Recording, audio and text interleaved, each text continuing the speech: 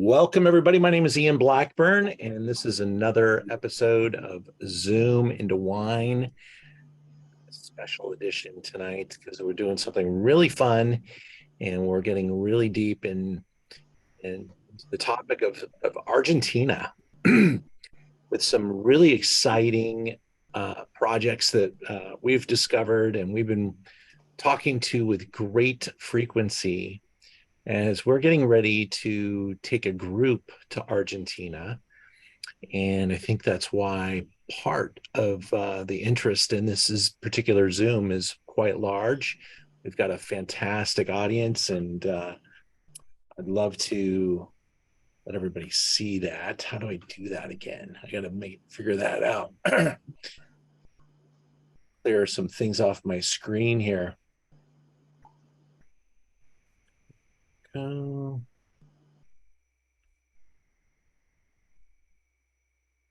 Lots of people coming in. Exciting, exciting. Thanks so much for joining us. We go. So what I love about Zooming on Wednesdays, and I've been talking more and more about this, is a lot of people, have decided that Zooms aren't for them. Oh, I left my Dodger hat off. We need the Dodger love going on right now. Big day in the trading world and all that stuff. And they played terribly today. But we have been talking about our Zooms on Wednesdays, and I just love doing them so much. And so a lot of people, the Zoom thing isn't for them. I think it just works out so great. It's so convenient. And we've gotten in a nice little rhythm here every Wednesday, 7 o'clock, being able to taste wine with you folks. I mean, I used to pay money to be a part of a club to do this type of thing and to be able to taste wine with other wine folks. And I just love the idea that we all can get together here pretty easily and the wines can get out to you. It's not a perfect world, but it's great that I don't have to pay for parking and drive across the crazy city of Los Angeles, 2 hours of traffic to get somewhere. So thanks for being here, and I hope you guys enjoy. Those of you that have never done this with me before, I've worked in wine my entire adult life. Kind of got thrown into it accidentally. I thought I was going to become a restaurateur, possibly a hotelier, and they put me in the wine department. They put me in the restaurants, opening up a hotel, and they handed me this wine list, and I wasn't even old enough to drink it, and I had to go and buy these wines from the importers, distributors, and it enlightened me on how the wine world works. And I'm like, oh, that's how it moves. And then these people started walking in with bags full of wine, asking me if I wanted to taste some wine. And like, you do that for a living? My God. This was like the enlightenment that brought me to wine. It is kind of a sucker punch, but it was a great decision on my part. I love what I do.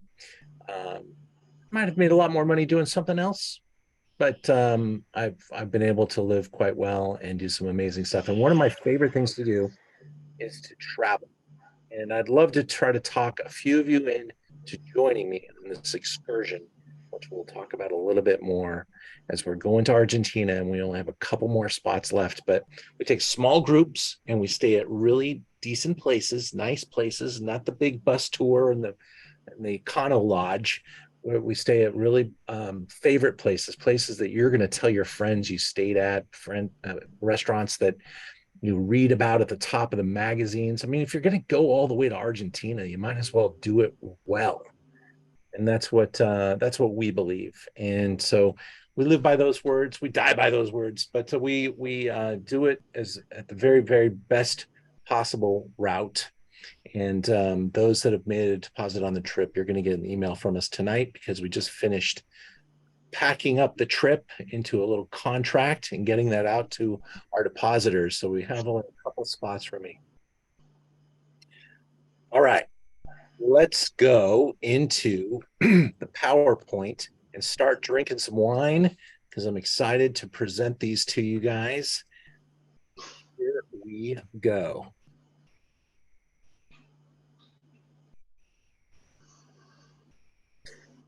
So you're going to learn why I chose this in just a moment, but there's a lot of very interesting vineyards popping up all over the world in very extreme locations. There's now a vineyard in Tibet at something like 6,000 feet.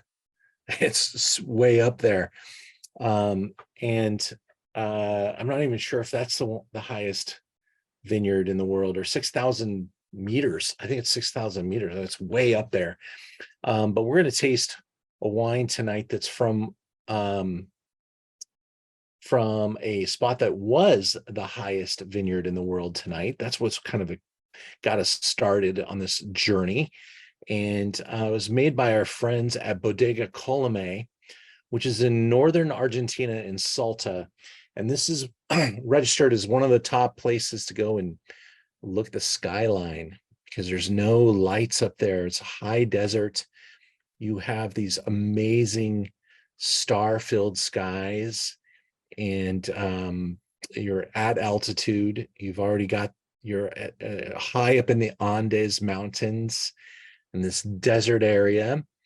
And this place was first visited by Donald Hess. The Hess Collection in California might be how you know him.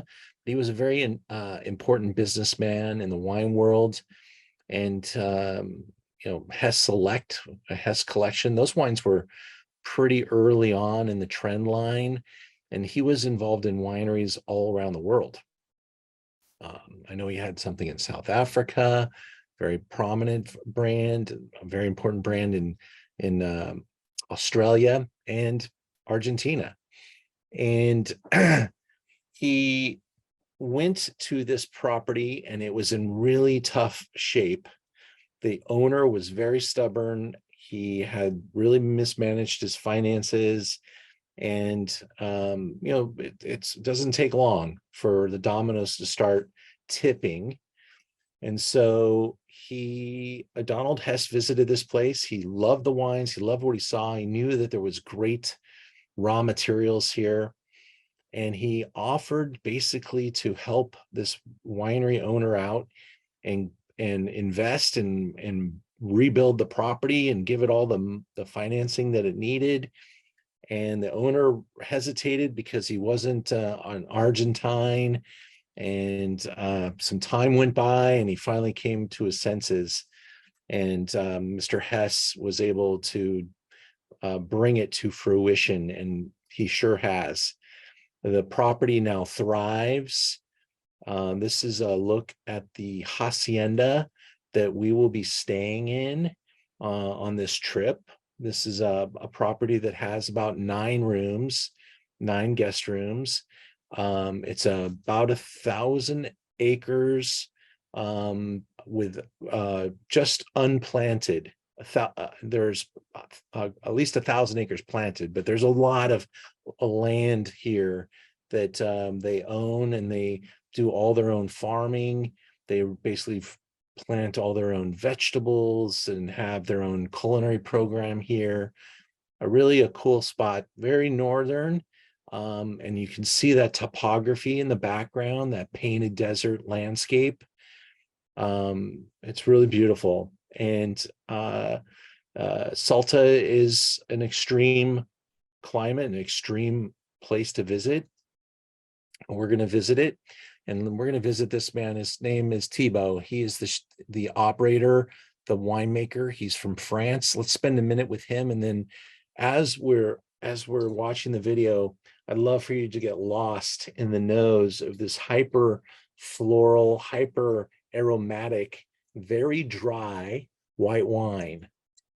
And just smell that. It smells like perfume. Enjoy with the video. All right, so we are talking about some of the most extreme vineyards in Argentina, and my guest today is Thibaut Delmont, and he's the winemaker for Colome in Salta. And Thibaut, you are the inspiration behind this entire idea, so thank you so much. How are you today? Hi, Jan. I'm very fine. Thank you very much. It's a little fresh here in the middle of winter, and we are in the middle of a pruning right now in the vineyard. Oh, very good. Well, when you work in wine, you get to meet some fascinating people, and your project is fascinating. I've got a lot of history with Colomé. I sold these wines back in the 90s. I'm excited to be able to do this with you. Thank you so much. You actually came here to Los Angeles and I met you, and we tasted through the wines, and there's definitely the Colomé is kind of a like living example. It embodies the word extreme, because not only are you in the most northern part of Argentina, you're in altitude, and exactly. You make some extreme wines, some extremely good and detailed wines, and they represent incredible value propositions for the wine audience worldwide. How did you get into wine? Well, a little bit by chance. All my family is they are in agriculture, so they're running farm. I always have a contact with the land. I always wanted to work with land. And when I start my study, I had the chance to be in the same classroom as two producers from Chablis. So I'm from Burgundy, and I went to school in Beaune. And I worked 3 years in Beaune and 3 years in Bordeaux. So I was receiving 98, and my last harvest in France was 2003. Very good. And in 2004, I take my backpack and I came to South America. And I wanted to discover South America. I didn't went to Argentina for working. I was as a tourist.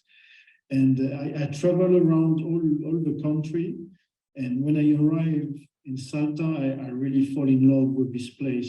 And I met Mr. S in 2005, and he was looking for a winemaker. And even though I haven't got too much experience in this time, Donald was more a person of feeling, and we have a great feeling together. And he asked me to take the job. Sounds like he got his money's worth.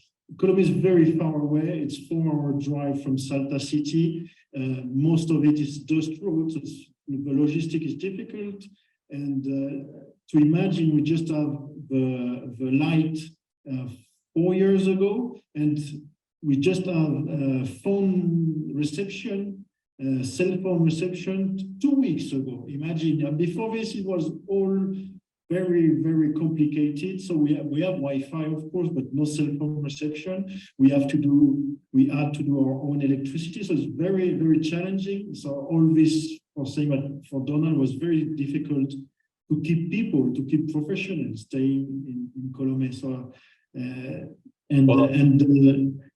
here's a picture of what is the bodega or the hacienda today, correct? Exactly. So in Colomé, this is the estancia.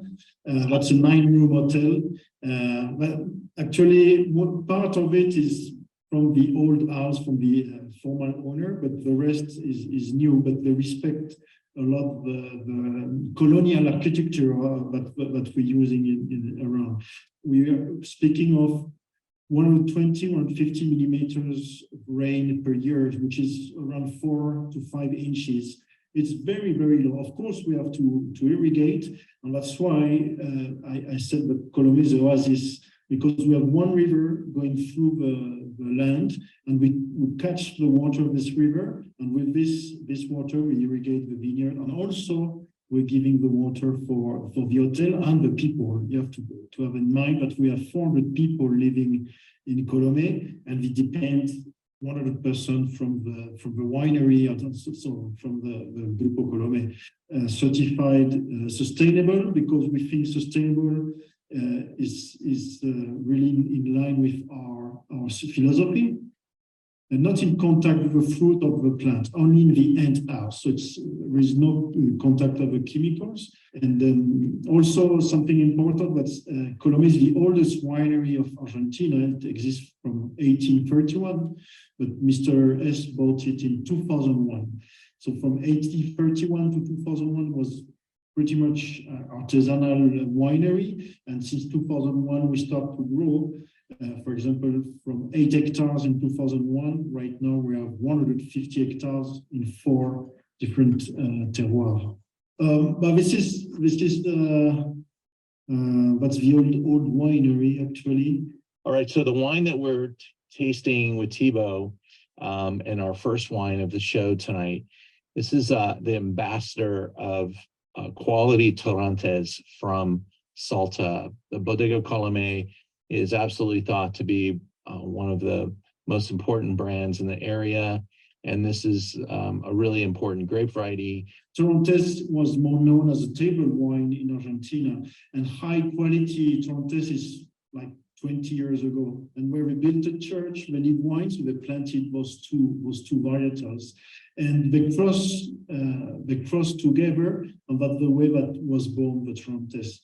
And Torrontés is really well adapted to high altitude, and at this temperature, the yeast will develop much more the delicate aroma. So you will find a lot of jasmine, citric note like a grapefruit, and after this you can have some white fruit or exotic fruit. But I think the jasmine and the citric is more present. So spiciness, so very complex. Can I ask a technical question about this wine? What is the alcohol typically, and what is the typical residual sugar for you? So it's dry bone wine. Most of the time, yeah, it's a good question, because in general, you smell it, oh, that's sweet. I don't like sweet wine. I heard this a lot of time, but no, it's very dry. And the alcohol is between 13 to 13.5, depending of how warm is the year. A cooler year will be close to 13, a warmer year 13.5. It was, yeah, and very enlightening, and I'm so excited. Thank you. All right, so we are talking about some of the most extreme vineyards in Argentina, and my guest today is Thibaut Delmont, and he's the winemaker for Colomé in Salta. All right, sorry about that. Started the video, but we just finished. And I'd love to get your reaction to this wine. I was enjoying the video. I didn't even type any notes yet, but I'll welcome you here on our chat. You're welcome to chat some ideas in there, share your thoughts. But Alonso and Lahoma, I think I'd love to hear what you thought, Lahoma, about this wine, because this might connect with you, or maybe it's too dry, and that's okay. Tell me what you think. Hi, Ian. I love the smell. It really hits you the minute that it's in the glass. I'm going to defer to Al, who is an ecstatic fan of the wine. I didn't find it too dry, but the notes were very strong in the tasting, and it's a very good start. Yes. It had a strong, yeah, I loved it. It had a strong musk smell. The taste was on point, really good. It didn't taste dry to me though. No, not at all. For some reason. Yeah, I think it kind of tricks your brain a little bit, because that aromatic is so perfumed and almost mouth-watering. And then you get this super high acid cleansing experience in your palate when you're maybe not ready for that, but you're ready for something that's a little sweet maybe. And I think it just kind of throws throws you around a little bit. I think that's one of the things I like about it. It's kind of that almost sweet and sour. I'm not sure where that I need to think about that comment a little bit, but the wine just, first of all, Torrontés has come so far. This has been considered just kind of like a jug wine, grape varietal, as he said, up to about 20 years ago. And then they started to really understand the varietal. They changed the way they grew the grapes. They moved everything. I don't know if you noticed they moved everything to pergola, which means that they've kind of organize the plant around the ceiling of the vineyard and hang the fruit right through kind of like rafters that go across the top of the vineyard. So the weight of the vine sits on top of these rafters, and then the fruit is able to hang underneath the canopy created by the leaf. And this is a pretty old form of grape growing, and they use it extensively in Italy. But they brought it here to Salta with this high skyline and this intense sunlight, and it's worked out really well, and it's elevated the quality of the grape and allowed them to make a wine with such personality. So yeah, ask each presenter. It's a little late for that because I recorded these guys. If the grapes are ungrafted or original rootstock, I'm relatively certain that everything that we're going to be talking about has been grafted. There are some ungrafted vines for sure, and down, especially down in Patagonia. When we get to Chakra, we're going to look at that. But a lot of these vines were organized in a more modern time frame, where they actually plant a rootstock that's kind of engineered for particular topography, soil, rocky notion, depth of soil. They can put the right type of plant into that soil, cut off the top, and put this grape variety on top of that. And that's what grafting is. Own rooted vines can create interest, but there's no science that shows that own rooted vines are better in any way.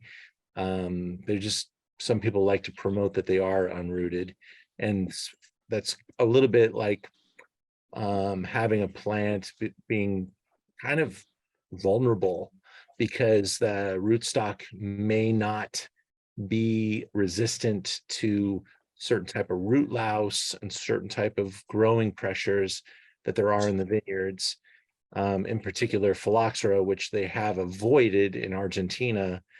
And if you notice, they talked about the river.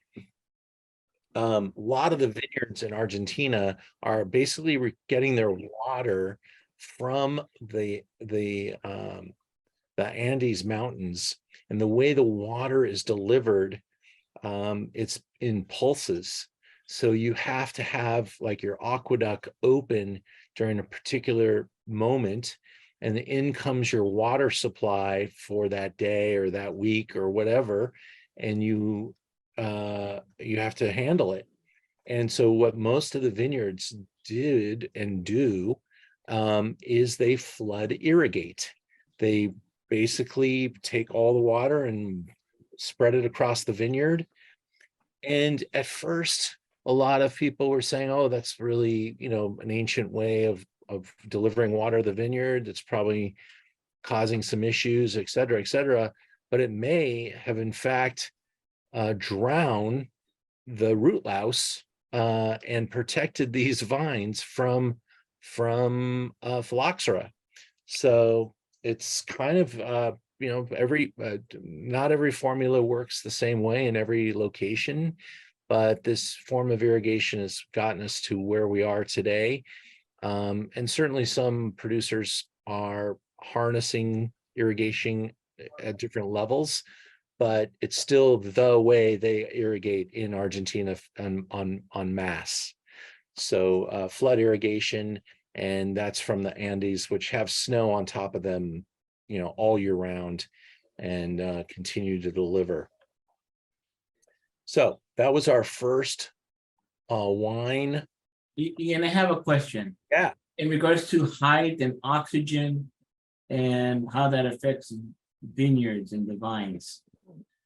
Well, the problem with elevation is you're limiting your growing season, and you probably have more extremes.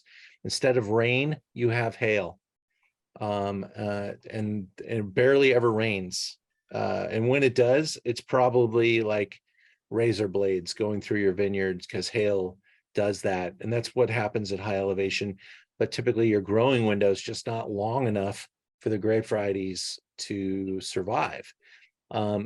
That we have learned a lot of things. We tend to find certain vineyards that can work and some vineyards that can't. Even in California, Joseph Phelps planted vineyards of Chardonnay and Pinot Noir so close to the ocean, it took 15 years before they even started getting fruit out of that vineyard. He was just a little too close when he first started, but now everybody's rushing to the Sonoma coast because of the quality of the fruit. But you just know that you've got some challenges to overcome when you do those type of things. And so elevation presents those challenges. And certainly one of the benefits, though, Hector, is the quality of the sunshine and how intense it is. It's certainly impressionable. It's not hot, by the way. It's just intense as you're higher in elevation, thinner oxygen levels, more intensity of the sun. And so there are things that are a little different about growing in altitude, for sure. And you're not talking about, 1,500 feet, 2,500 feet. You're talking about 4,000, 5,000, 10,000, 12,000 feet in elevation. Let's move into our second white. I certainly don't want to squash any questions we had on the first, but we're going to be revisiting that winery at the end of our tasting. He's kind of the bookend brand. That's Bodega Colomé, as we're starting off with his Torrontés, and then we'll finish with his Malbec that was grown, thousands and thousands of feet into the mountains. But first, we're going to go down to the southern part of Argentina, to Patagonia. And we're also going here on this trip to Argentina as part of the extension of the trip. It's an optional extension, but a real special invitation. Not a lot of things happening down in Patagonia. There are some, tremendous trips for people that are into photography. They want to look at glaciers, they want to look at the forests and at the wildlife. But just a little bit north of the glaciers is the town where this winery is set up, and it was discovered by Piero Incisa. His family owns Sassicaia in Italy.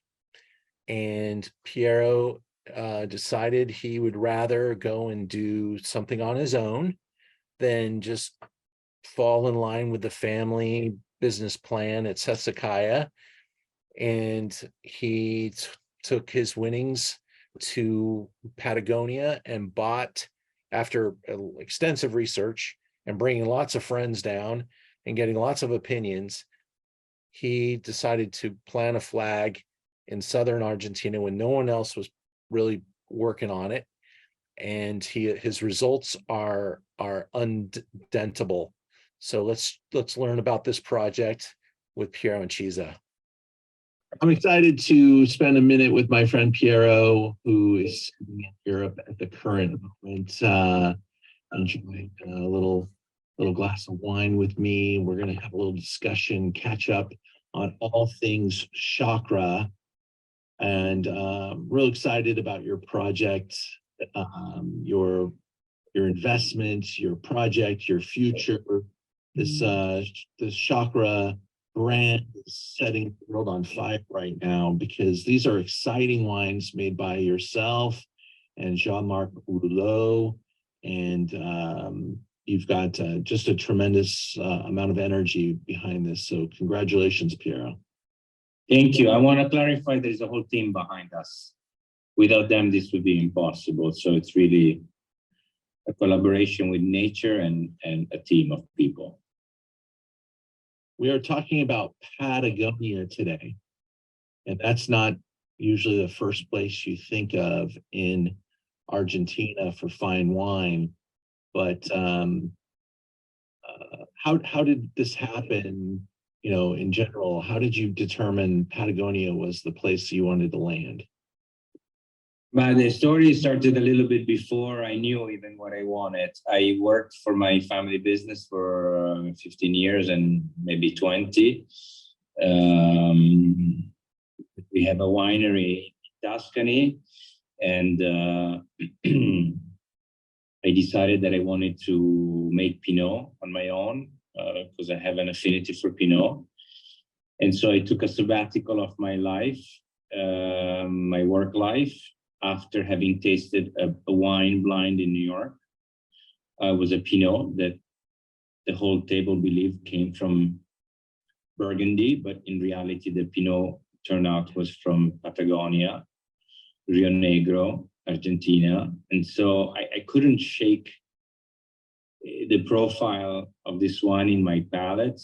When I taste, I have a tendency of seeing colors, and so this wine for me there was a lot of blues, there was a lot of violets. It was very fresh. It was very interesting. The wine per se was not maybe the best of wine, but there were characteristics that I thought were super interesting. So I hopped on a plane and I went down to the valley of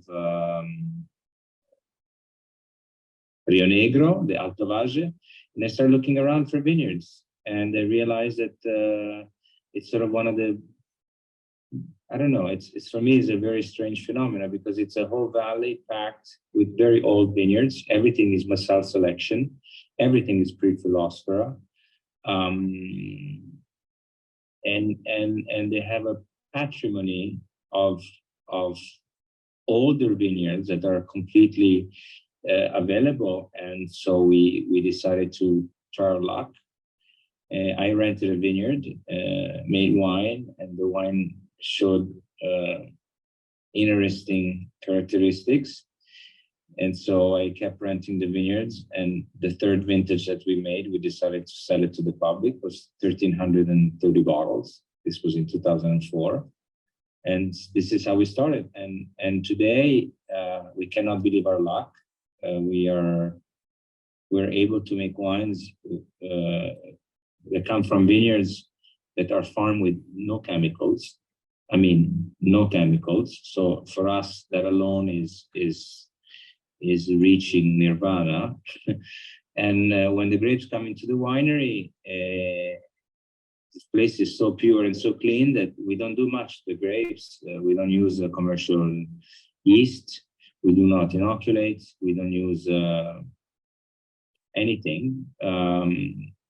What we might do at élevage and at bottling, we might use some sulfur. Typically, all the wines are below 40 ppm, which is parts per million, and some wines have no sulfur at all, like the Sinasutra collection.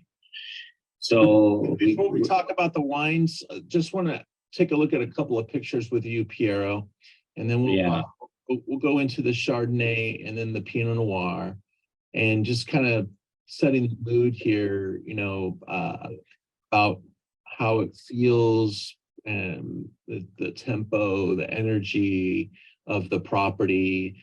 You know, you've been farming it biodynamically. For 20 years. 20 years. Yeah. It probably wasn't far from biodynamic when you got it, right? I mean, it's just like. No, I mean, you know, it was pretty much abandoned. So the vineyards were always organic in the sense that, you know, for me, it's not important organic or biodynamic. For me, it's important to make an agriculture that is regenerative if it's needed, and to get to a point where you almost don't touch with anything.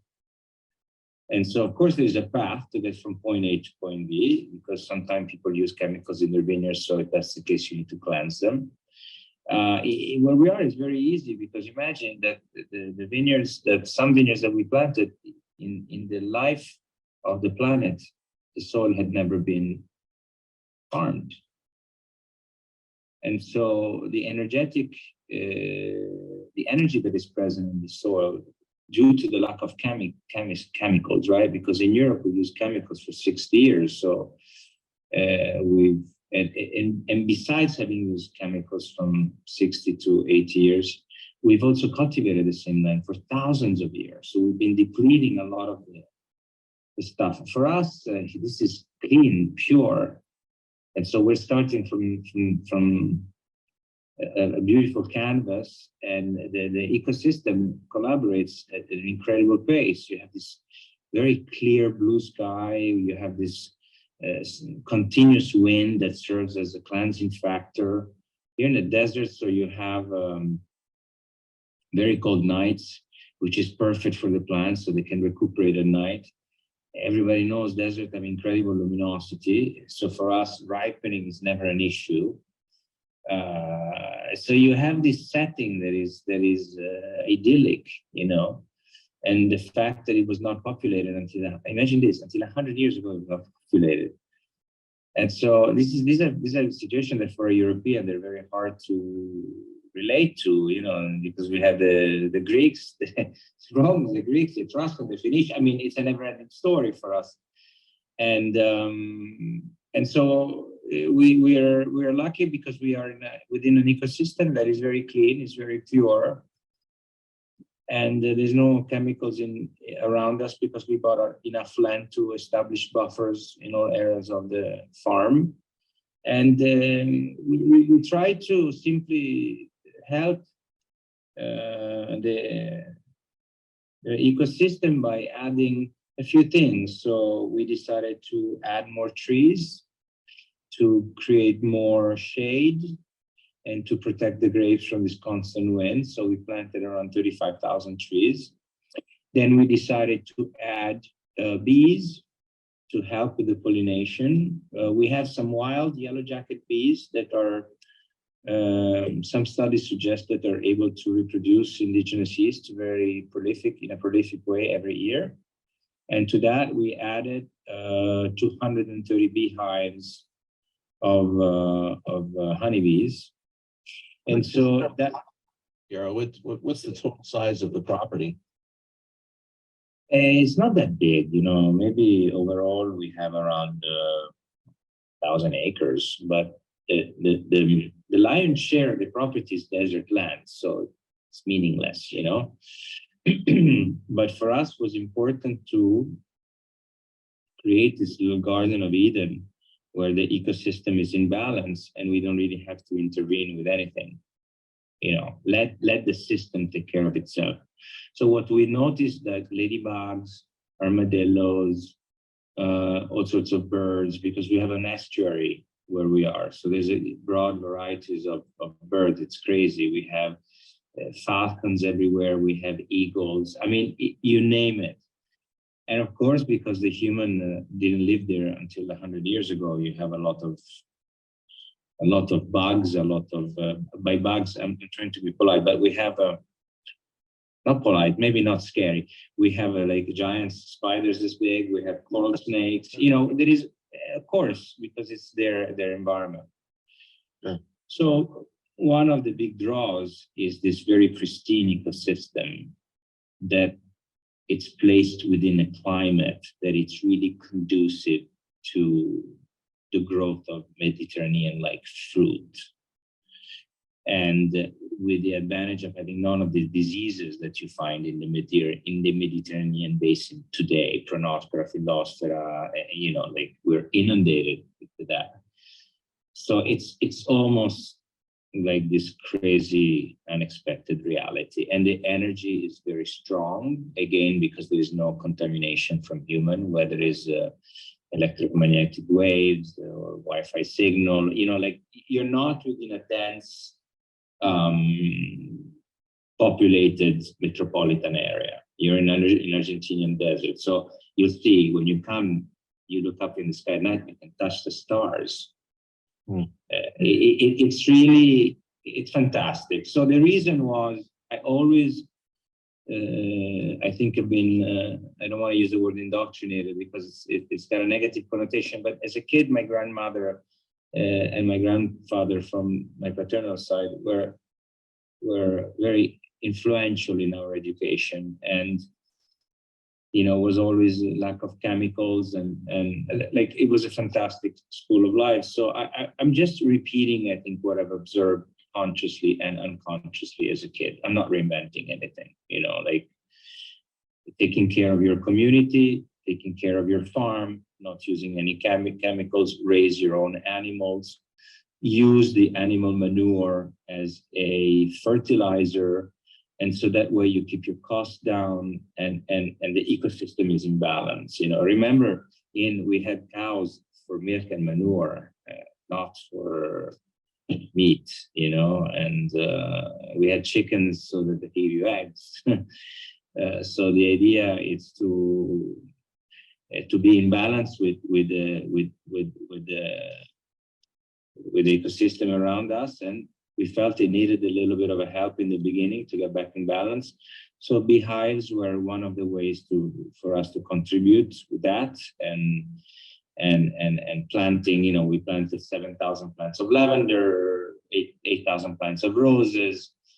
We've structured all the property from a gardening point of view in a way that we can provide year-round food for everything.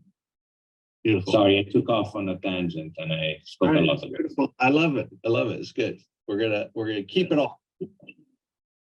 We're gonna talk now about the 2022 Mankay. We don't pronounce said, Okay. I am smiling because I think Chakra and Jean-Marc did an incredible job in the 2022 vintage. It was a perfect vintage.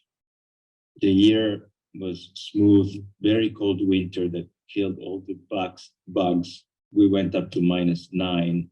Beautiful, even flowering season in the spring, promoted a lot of balance and health, no heat waves whatsoever. And then a beautiful summer too, not extremely hot, the nights were cold. So when we got to picking the whites, we were super bullish, and I think that the results are insane. I mean, I'm very proud of Jean-Marc, and I'm very proud of the team, because I think that together they managed to, in a very serious, sober, informed, tangible way, they brought a Chardonnay to the market from a country that is always seen as a third-tier country or fourth-tier country for quality as opposed to pricing. And I know that you taste this wine blind with some of the best Chardonnay in the world, and they're neck to neck. I can say this because I haven't made the wine, so I take no credit. This is all Jean-Marc and the team. But for me, the Mankay Chardonnay, it tastes like that freaking delicious Chablis. That tension, that it's straight. It's mineral, is a umami, that the touch of like salinity that the wine carries is just great, and it's versatile with food. All of this are like 12.5 of alcohol. So yeah. I got to taste these recently. The 22 is new to the store, and immediately, when you taste great wine, and I've had the pleasure of tasting your wines year after year. I'm always looking forward to seeing what's going on. You picked up these 22 whites, both of them, the higher end one as well. Just they both, like, you were like, whoa, that is. It's always a good wine. You probably wouldn't put your name on it. You probably wouldn't put your brand on it if it wasn't good wine. But you could tell that the 2022 has a little something extra going for it. And vintage is always relevant. But you've been doing this for a few years now. You've probably got your game going really well, and then the vintage played right into your hands. And this is just a fantastic wine. $60 compared to what else is in the marketplace around this price point.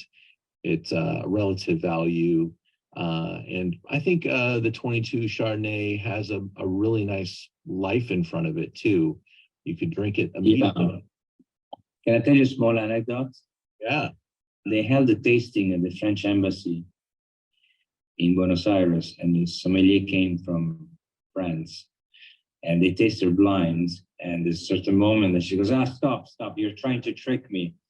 And they're like, everybody was a little surprised. What do you mean tricky? It's like, says, yeah, this white wine is Chardonnay, but this is not an Argentinian Chardonnay. This is a Chardonnay that it comes from Meursault and is made by Jean-Marc Rouleau. So the lady, her counterpart from Argentina said, well, you're half right. What do you mean? Because it's made by Jean-Marc Rouleau, but it's made in Argentina. So she uncovered the bottle.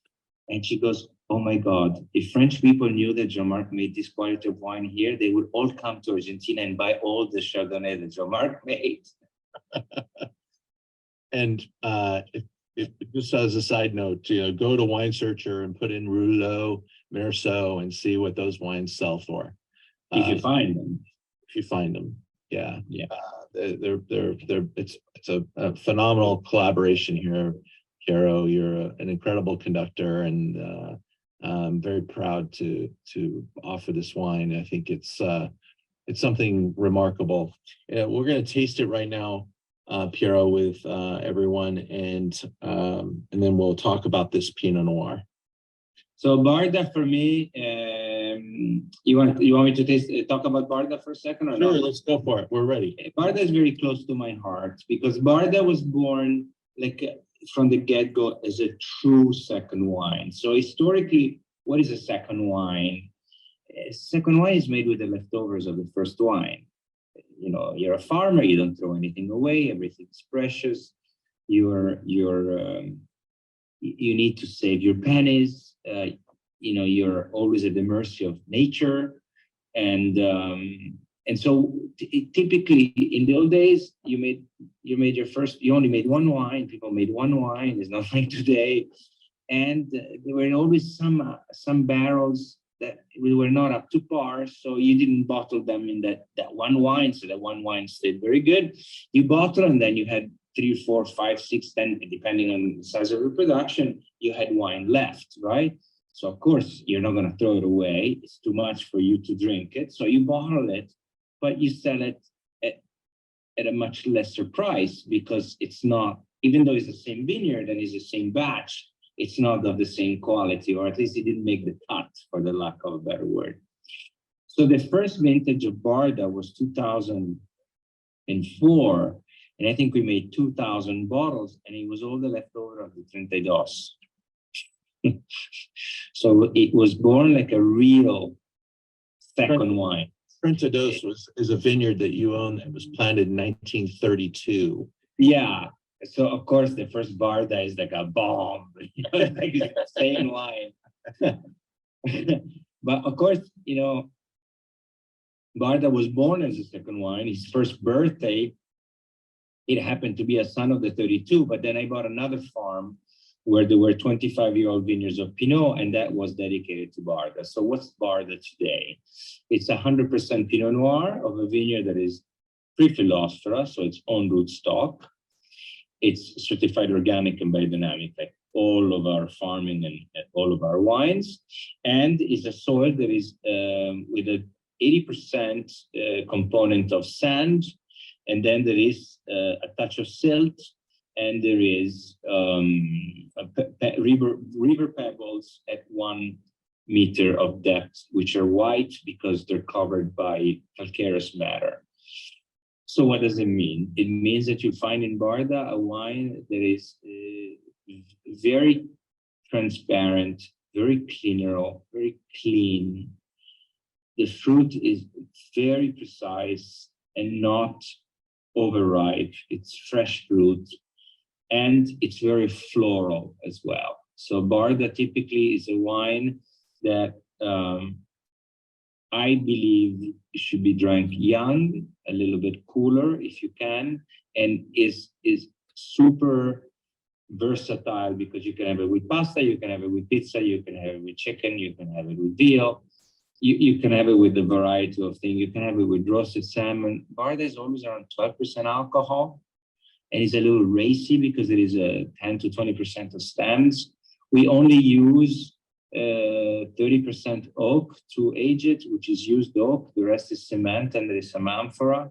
So the aging of Barda has changed a little bit, like the ribage has changed through the years, in order to remove all the superfluous and for you really to take this crunchiness of this vineyard.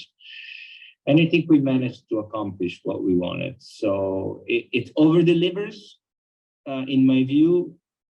I have a buddy of mine that says, your wine is way too cheap. And I disagree with the idea. For me, the fact that we're from Argentina, the fact that from Rio Negro, we're only 20 years old. I want to be able to have at least one label that you can afford and you can try what we do and that can be sold by the glass. And so we're keeping the price artificially low to be able to share as much as we can for our clients that they might not be able to afford the other ones because they're a little bit more expensive. We're not on the super high end level, but we want to try to have at least one wine that is affordable to everyone. I'm just going to go into the website and pull up the different wines that we carry. Technically, I plan to carry all of them. But one I'm out of stock on right now, and this is the kind of the look at the lineup that we have. So we sold through all of our 2020 Mankay, so we're in the 22. We have some of the single vineyard Chakra Chardonnays from 21 and 22. And it looks like I have a little 20 as well. So very little here, a little more here. And I think as soon as I got the 21, the 22s arrived. So both these are new additions to the website. The 22, the 1932 vineyard. And then we have the Sin Azufre, which is no additional sulfur. Yeah, basically it's a wine that started as an experiment, and I wanted to experiment without any additions to see what would come out out of curiosity. That is a little bit like a Formula One in the sense that we do a lot of research and development constantly. We push the envelope constantly. And so this was an experiment that we did it. We only use, I only use human sensorial tools, palate, nose, ears, hands. And it's made with grapes from a vineyard that was planted in 1955. I love this wine. It's delicious. It's floral, it's racy, it's low on alcohol, it's very long. It's one of the sexiest wine we make, according to some of our consumers. Well, you know that once I was in a tasting for my family wine, I was pouring Sassicaia, and I was in Canada, and this girl goes to me, can I have some Sassicaia for a sassy girl? And I had no idea what sassy girl meant. So I felt like a total loser. And you gotta write a book. Anyhow, sorry, you live, you learn. You gotta write a book. Well, it was great to hang out with you this morning for me, this evening for you. I look forward to bringing a group to Bodega Chakra in October, and I too will have some great stories about your property.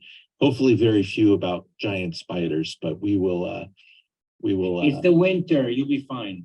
It'll be the winter. They're hiding. Yes. Okay. Yes. Now, don't worry. They're hiding. All right. Love you, man. Thank you so much for the time. Be good. And reach out whenever you need. Take care. Love you too. Well, bye. Bye. Cool.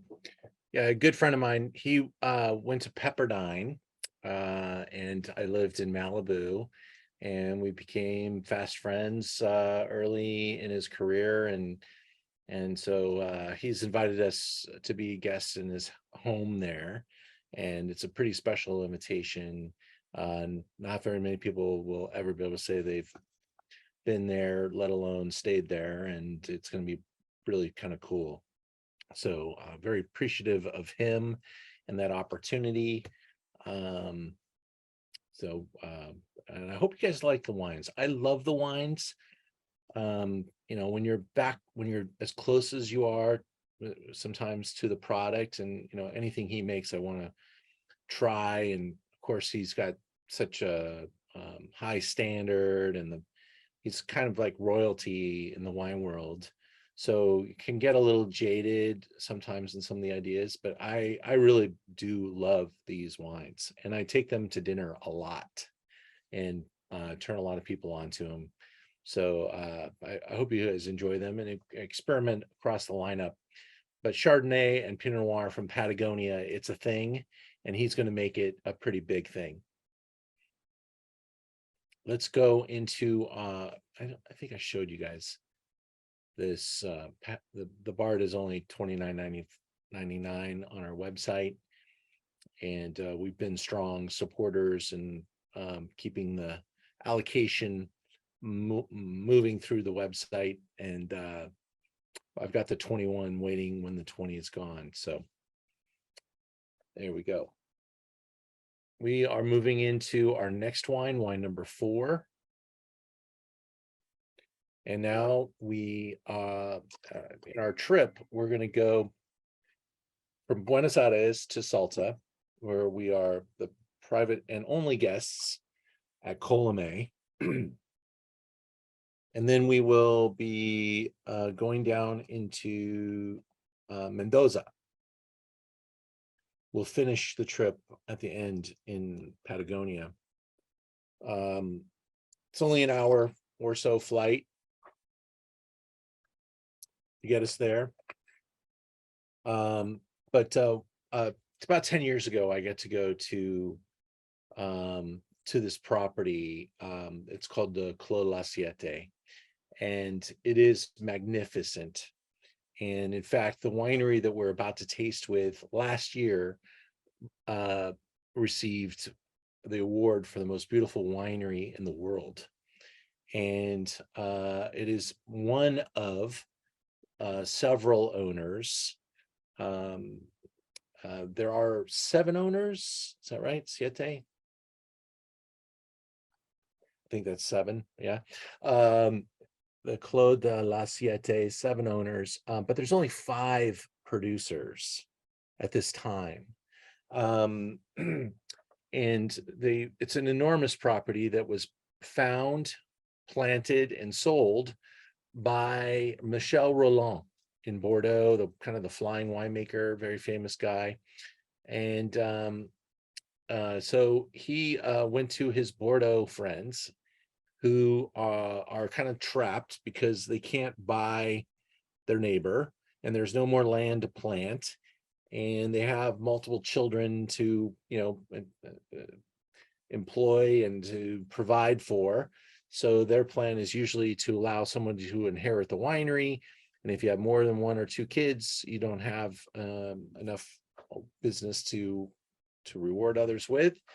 So they look for other things to invest in, and Argentina became a valid option for them through Michel Rolland's property. And a lot of these families spend a good portion of the year living here. The better weather, they're really enjoying this estate and this property.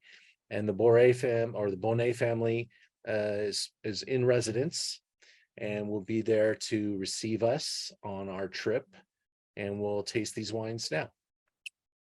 Now in our review of some of the most extreme vineyards in Argentina and the vineyard growing areas, the topography, the situation that is in Argentina that makes these wines so exciting, so compelling, and so revolutionary, we're going to be visiting Mendoza And we're talking to a great winemaker who works at one of my favorite facilities. This is inside of the Clos de la Siete. This is Diamantes Winery. And our guest today is Ramiro Balero. And he is the winemaker for Diamantes. Thank you so much for waking up or being out there so late for us to be able to Zoom with you. And we appreciate your time.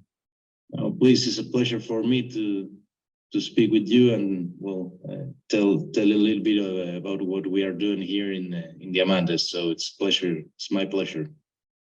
Fantastic. Let's go into our slideshow and show people what we're talking about. We are in Mendoza, which Argentina is a vast, long country, and as we are planning a trip to Argentina, and it is I think the mentality of anyone visiting Argentina is that, oh, let's go there, let's go there, let's go there, but it is a very large and massive country that has amazing assets, amazing topography, stunning visuals with the Andes Mountains in the background, snow-covered, snow melt water drifting down into the vineyards. It is Mendoza sits between like 3,000 and 5,000 feet in elevation, and that's high. That's putting some stress in the vineyard already. You're above the clouds, and you have so many things working for you and against you in Mendoza. And it's just a staggering thing to witness and behold. And I can't wait to get our group there to check this out. Now, you guys are owned by the Boni family from Bordeaux.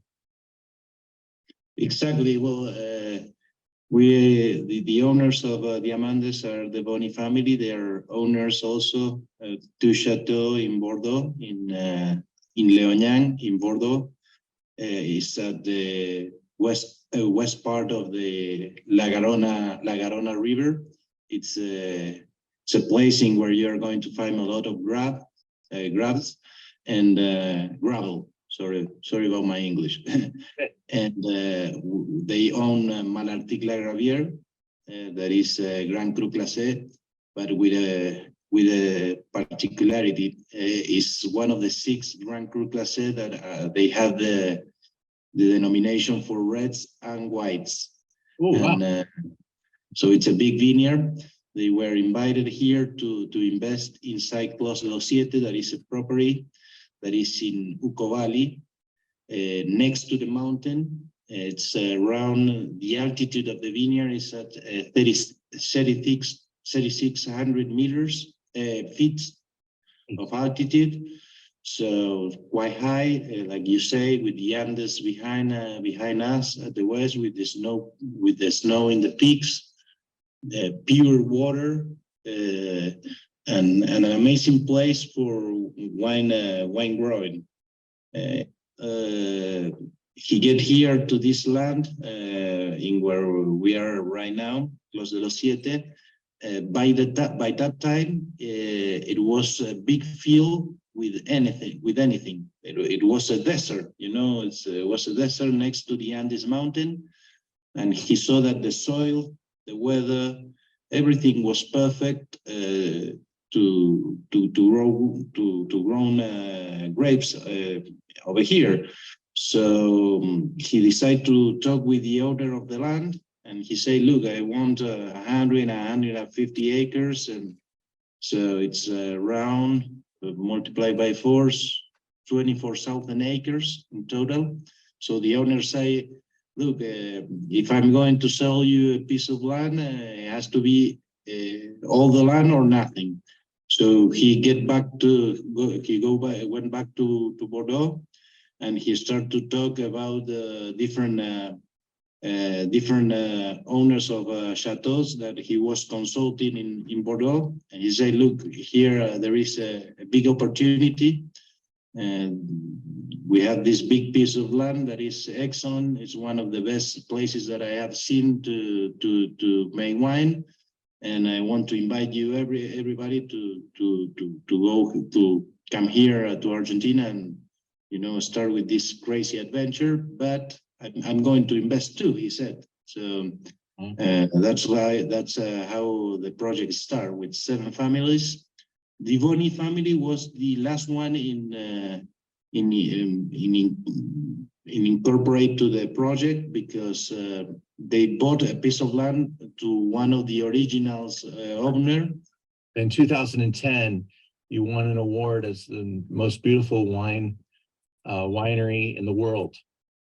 Exactly, yes. It's a contest that is made between the great wine capitals.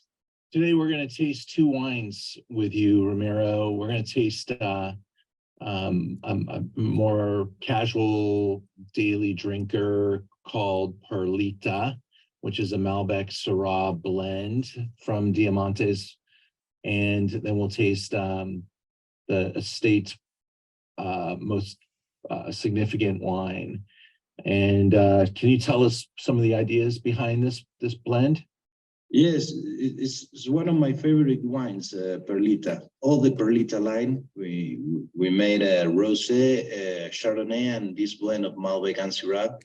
And the idea, the concept of the Perlita line is really simple. Is to maintain the typicity of our vineyard and also to show the fruit and the freshness of the Uco Valley. So it's a wine that, we have 70% of our vineyard is Malbec, so it represents huge part of our vineyard from north to south. We use 3 and 4 use oak barrels to maintain the fruit because I strongly believe that the wines from our vineyard needs to breathe during the aging. So that's why it's a wine that it's a terroir wine with a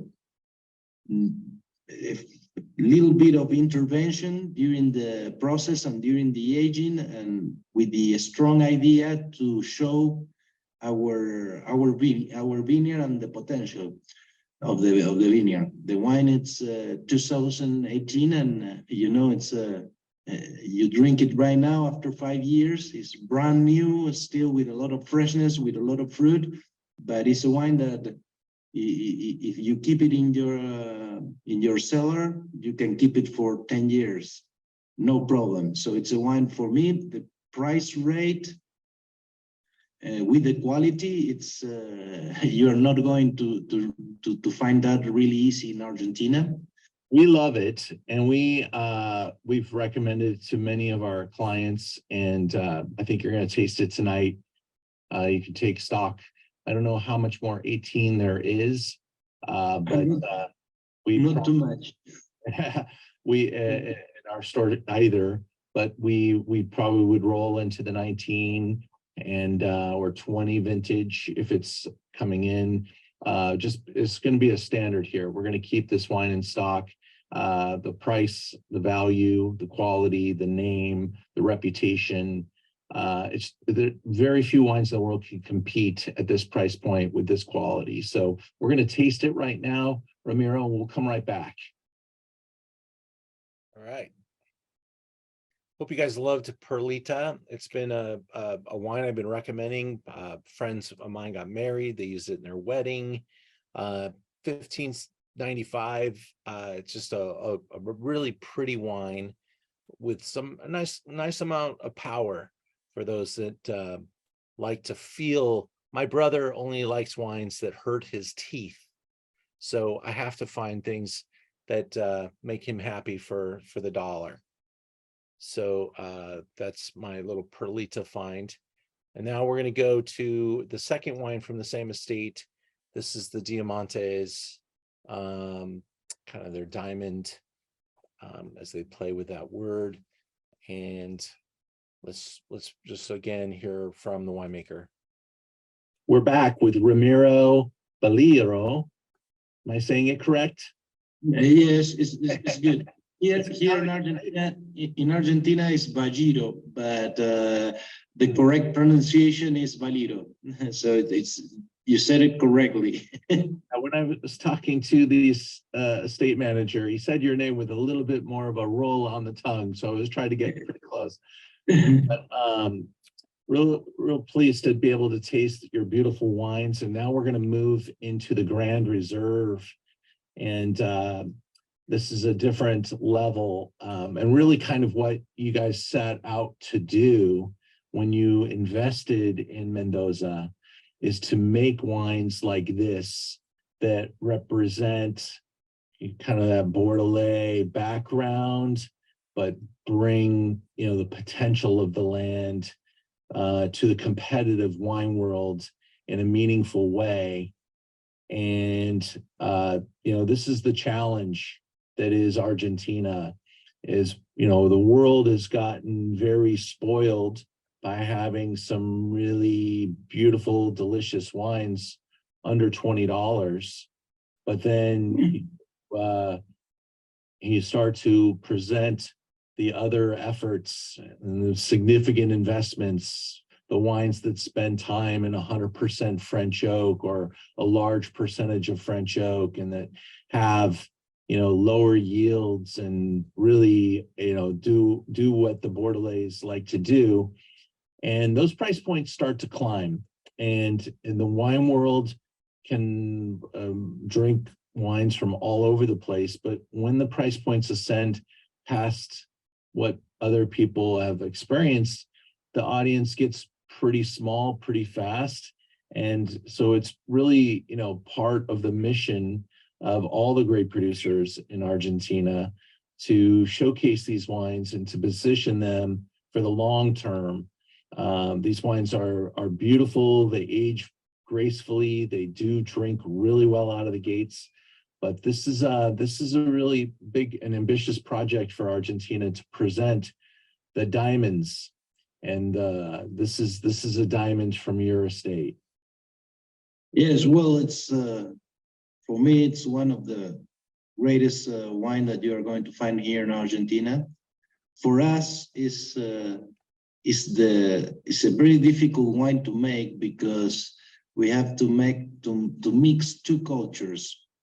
For one part, the Argentinian part, our way to work, our way to see the vineyard, our way to see the wines, and for the other part, the Boni family point of view as a Bordelais family, the point of view of how they see this type of wines. So it's a wine that is really difficult for us to make because mostly when we make the blend, we have a lot of fights in the middle because we have to reach that point in where we can show the two cultures and how we see the wine through our eyes.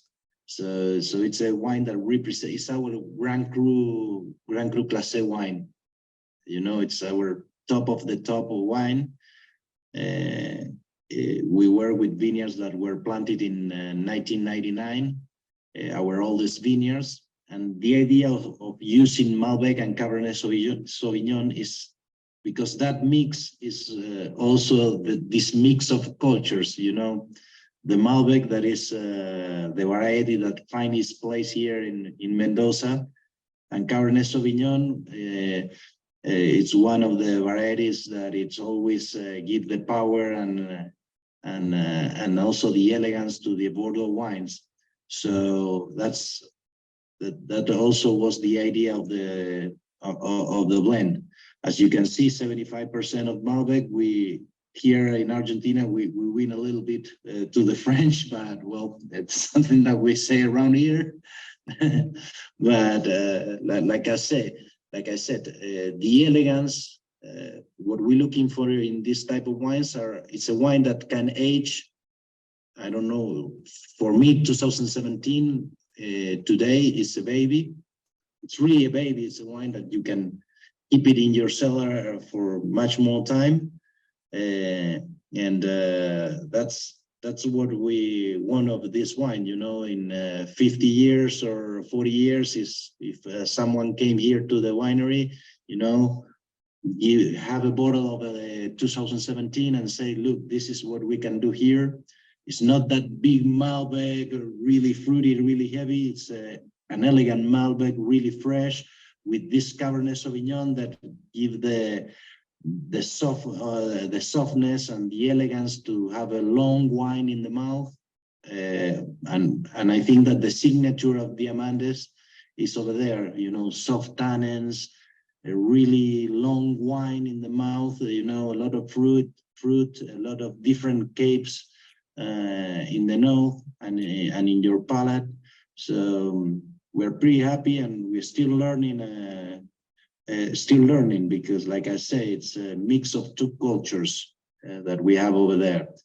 Our top vineyards, and you know, all the fights that we have to first to grow the grapes in the vineyard, because the family is really involved in the project. Right now is the second generation that is running all the enterprise, and they have this I say in English, they have this spirit in Diamantes, because the first task that their father asked to their children was to build Diamantes, to build the vineyard and build the winery. So they take care a lot of Diamantes, and they participate a lot in all the decisions that we make here. So the result of all that is this blend. And like I said, and Ramiro, the élevage here, we're talking about 100% French oak. How much is new? How much is used, and for how long? Well, here what we first do is try to, from the different blocks that we take this wine, we ferment in a small stainless steel tanks, and then after that we put it in oak barrels. 100% of the wine goes to oak barrels. Around 50% of the oak, depending the year, is new oak.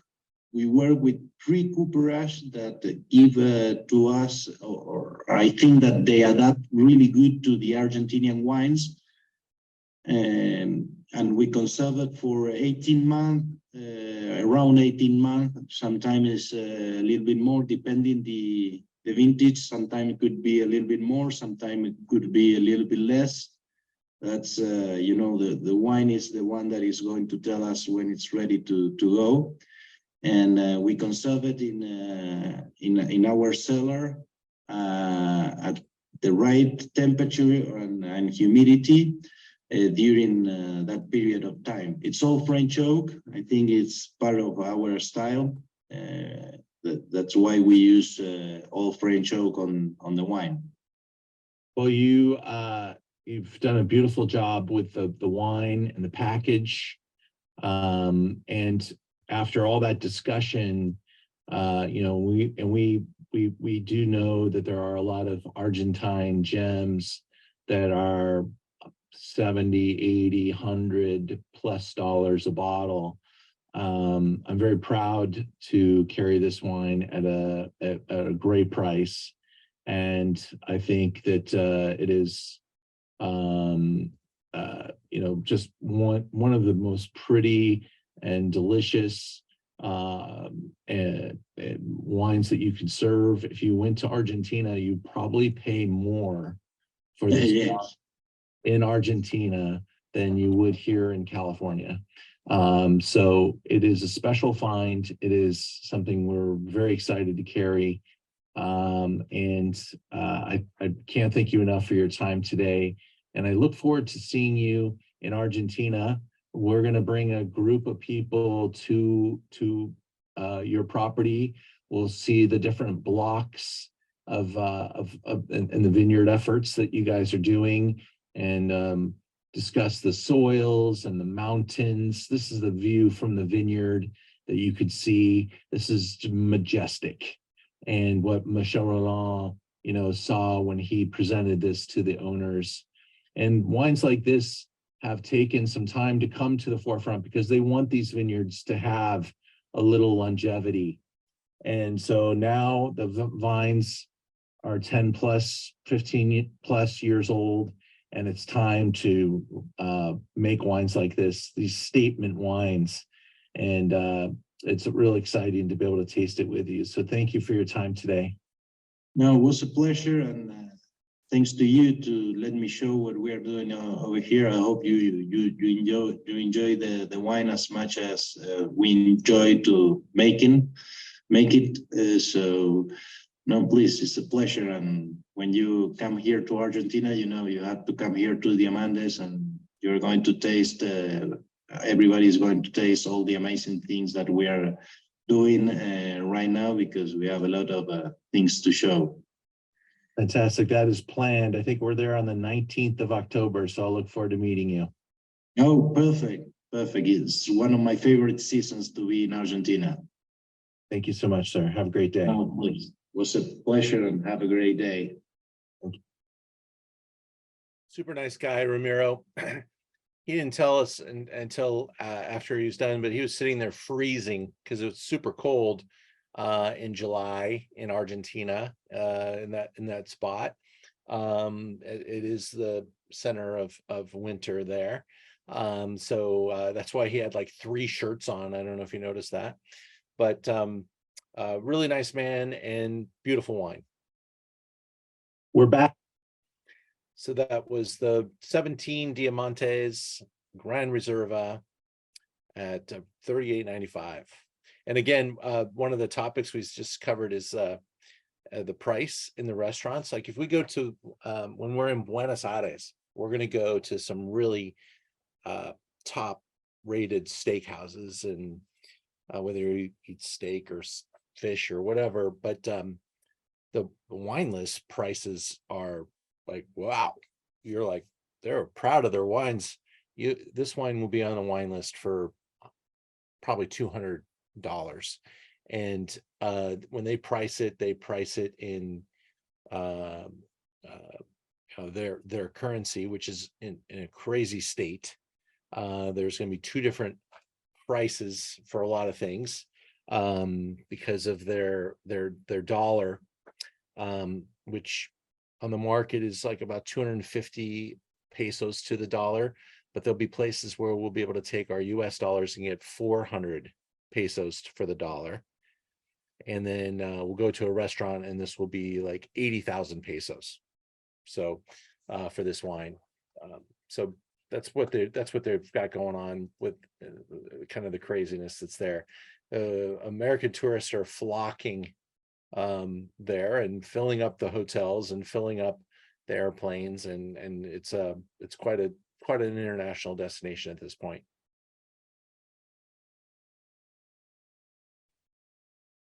All right, one more wine. We started off with Bodega Colomé. We're going to finish up with Bodega Colomé, and I'm fearing of being redundant. I'm going to go right into it. And if he doesn't cover it, I'll cover it on the backside. So here is Bodega Colomé, Altura Maxima. And I will show you that. We're drinking the current vintage. And they do put these wines through some bottle aging. I believe we're at 2015. Here we go. So now to conclude our program today, we're going back up to Salta. So kind of bookending today's program. We started in Salta. We're going to finish in Salta. Again, kind of, reliving that concept of the extremes. Salta started us off, and we will conclude with this incredible high elevation Malbec from Salta that up until, was it this vintage 2015, it was the highest vineyard in the world? Yeah, exactly. Was still the highest vineyard in the world. We are not anymore. There is some higher vineyard in Tibet, but all these Altura Maxima projects start in 2003. So Mr. S bought in 2001 Colomé, and at 7,500 feet. A little earlier, he bought a land at 8,500 feet, which is El Arenal vineyard, and he started from nothing. You have to imagine a virgin land, no viticulture, no agriculture ever. And we start with 1 hectare of trials. We tried several varietals, and we find out but the long cycle varietal won't ripe up there. So no Cabernet, no Petit Verdot, no Tanat, even Torontes won't ripe up there. So we focus in 3 varietals, which are Sauvignon Blanc, Pinot Noir, and of course Malbec. It's a very particular land. Most of our vineyard are more sandy. Colomé has sandy and clay, but Altura Maxima is very stony, a lot of stone, and a different kind of stone, gray and pink granite, and a lot of volcanic stone. So the granite keep a freshness, but the volcanic give a lot of minerality in the wine. So it's a very, very particular soil, very influent terroir for the wine. And of course, also the big challenge of there is the frost, mostly the late frost in our spring, in October. So we have the entire farm with frost protection, with sprinklers. So it's very tricky moment at end of September, beginning of October. So we're doing a very late pruning. We don't want the early bud break. So we're doing a very late pruning, and after we start to pray that we don't have any frost.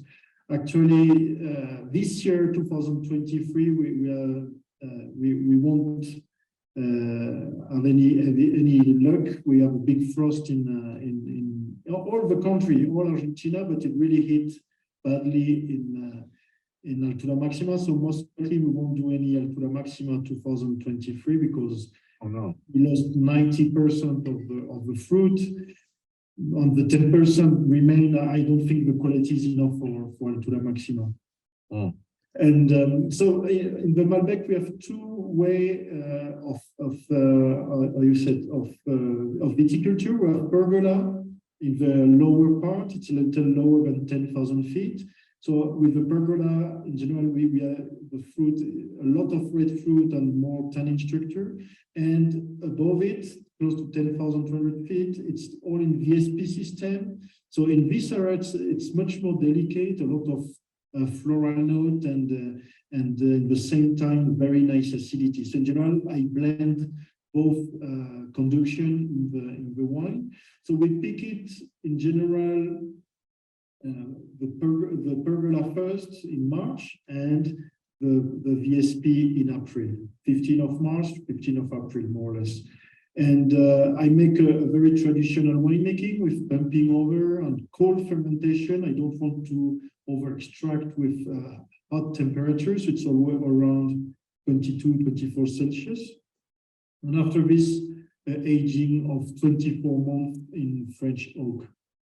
I'm not using any new oak because it's kind of delicate style of wine. So I tried, of course, with new oak, but it's really too strong for the kind of the wine.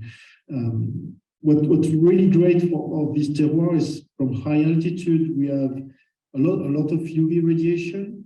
So the fruit has to protect itself from the UV, producing a thicker and darker skin. So and the skin will give the color, but also the concentration of the wine. And it's a great paradox because in the same time we have very cold night, and this great difference of temperature between day and night help to keep the freshness and the elegancy. So we have the concentration for the UV, but also a lot of elegancy from the cool night. Most of the time, Italian also. It's a very different style of Malbec, definitely. And in the mouth, you will find all the volume, but also very nice freshness. I think it's already 8 years, but this one still have some life ahead, definitely. For sure, this is your current vintage, and it's sold to me in 3 packs, beautiful 3-pack woods. So it's a small production, it's artisanal, it's a very high selection, a lot of work to get to 10,000 feet in elevation to farm this land, and a very special product. And when I tasted this and I heard Thibaut talking about it, I'm like, God, we got to talk about this wine on Zoom and get more people to be aware of Salta and Colomé and Thibaut and this effort. So thank you so much for being here today. I've loved talking to you, and I'm so excited to see you in October. Yeah. Thank you very much for having me and to share my wines with consumer. That's very important for us. And I also will be great when you come here, so you can taste plenty of wine and discovering our fantastic terroir. Well, we sure will. I'm sure we'll smell it, feel it. That altitude will probably make us nice and tired as well. And we look forward to really being able to experience the Colomé experience. So thank you so much for being here, and we'll plan on talking to you again in the future. If we see you there in Salta, you might be out touring the world. I know you're one man representing the whole region there, but we will have a great time at Colomé, and it's going to be exceptional. So thank you, Thibaut. Thank you, Jan. See you soon. All right, sir. Take care. Cool. Super nice folks. Everybody there is super excited about having us, and love all the comments you guys were feeding me tonight. Thank you very much. Hope you enjoyed the wines. Can see why Argentina is a little bit different, but it's, you know, also a little bit the same as, you know, kind of a California type of environment there. In general, Argentina is just a fantastic place to visit. With most of the folks there, you know, speak English. It's safe.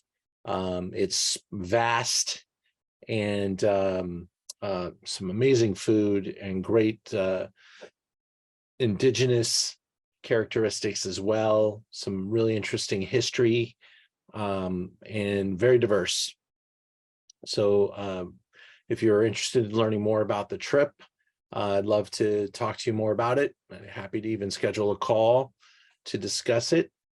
Yeah, we have a really fun thing built out, and it takes me hundreds of hours to build these trips. So I just want to share, if you have one more moment, and then I'll say goodbye. But I just want to share one more overview of the trip. We're going from Buenos Aires to Salta. We start on October 14th. I'm going to be there on the 13th. I'd encourage you to get in if you can on the 13th also. But 14th is when we start.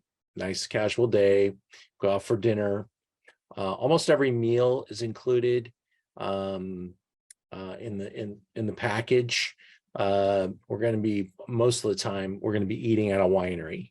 When we're in Buenos Aires, though, we're going to go to some of the better places, and some of the places have been written up, and they're kind of like world destinations. We will not be short of wine anywhere we go. We'll be able to taste to our heart's content. We'll take off for Salta.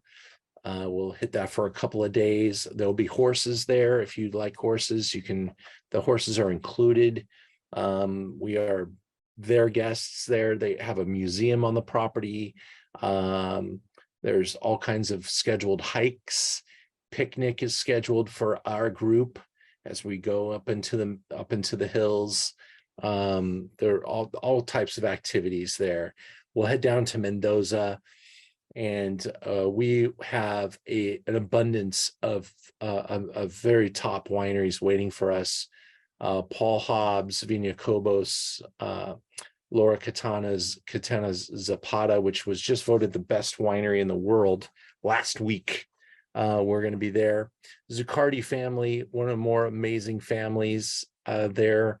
They literally employ hundreds of people, provide them healthcare, education, all types of things, keep them employed year round. They grow olives, they grow wine, they grow cattle, they grow vegetables. They're fascinating, and their wines are delicious. We'll hit the Clos de la Siete, where the horses will be there waiting at the gate for us to ride through their vineyards. And we'll end up at the Diamantes facility, hanging out there with the winemaker. We'll hit Chateau Lafite Rothschild's Bodega Caro and more. We head back to Buenos Aires for a nice relaxing weekend. And then we head off to Patagonia to Chakra, where they've got the crew there waiting for us to show us all kinds of different things that we're going to learn about biodynamics, beekeeping. We'll visit with their nursery.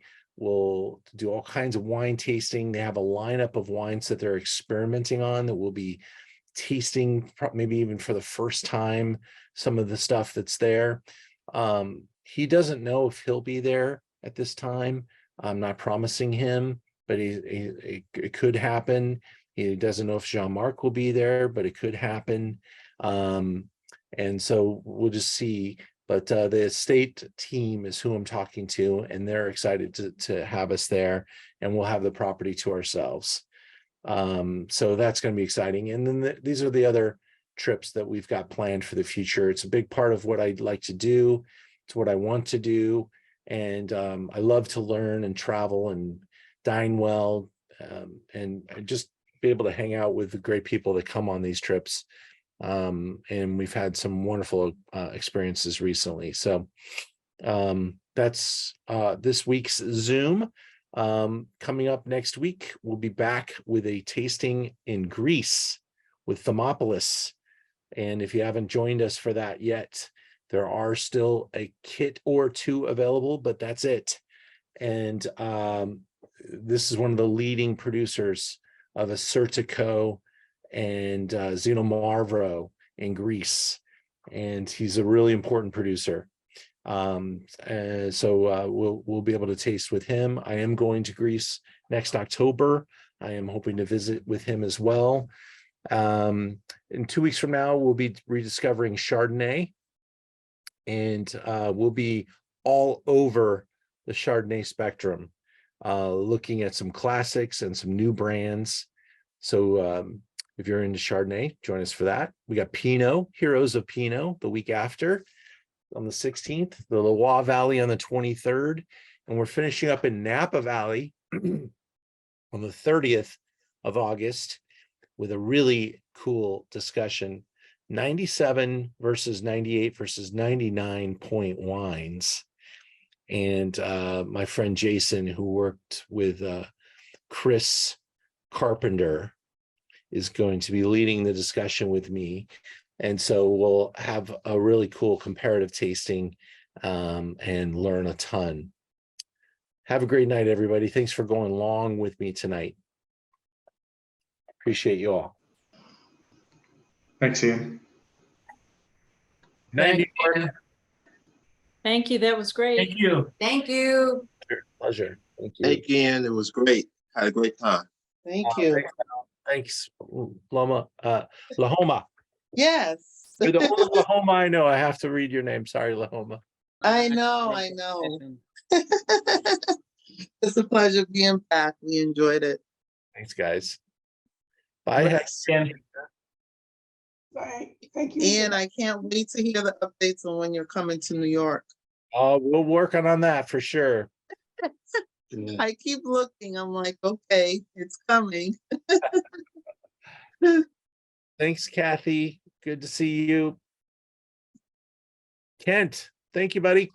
Hope you're doing well. We'll see you at dinner soon. Interesting tasting. Good to see you too. Thank you, Kathy. Claire, hope you had a good time. Daniel, your name's together in one name here. Daniel Artiga. Thanks for joining us. It's your first time? Thank you very much. Very good presentation, though. Thank you so much. I hope to see you again. Hope you'll come back and see us again, sir. Thank you. Amen. Thank you. Take care, everybody. Go Dodgers. Yeah.